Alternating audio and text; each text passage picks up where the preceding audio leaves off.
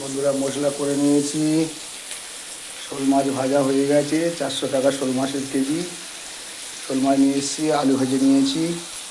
এদিকে মশলা কষছি। এবারে মশলা পেস্ট করা ছিল, সেই পেস্ট করা মশলা নিয়ে দিয়ে দেবো।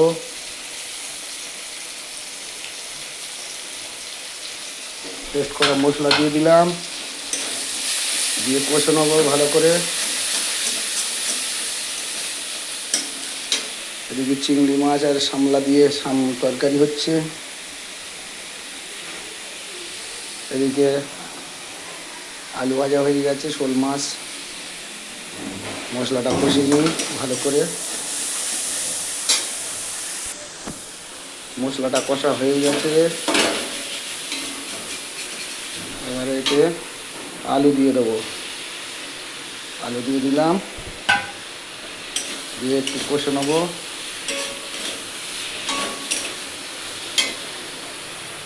বাইরে বৃষ্টি হচ্ছে প্রচণ্ড, দেখো আকাশে বৃষ্টি হচ্ছে, প্রচণ্ড হারে বৃষ্টি হচ্ছে। আমি রান্না করছি, মশলা দিয়ে আলুটা ভালো করে কষে নেবো। তরকারি জল দিয়ে দিয়েছি, এবারে ফুটে উঠলে মাছটা দিয়ে দেবো। এদিকে শামলা চিংড়ি মাছের তরকারি হয়ে এসছে, একটু রস আছে, রসটা মরে যাক, তারপর এবার মাছগুলো দিয়ে দেবো। মাছটা দিয়ে দিলাম ভালো করে,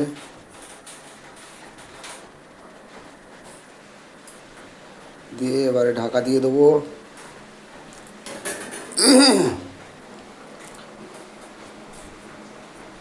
ঢাকা দিয়ে দিলাম, 5 মিনিট পর তারপরে খুলবো।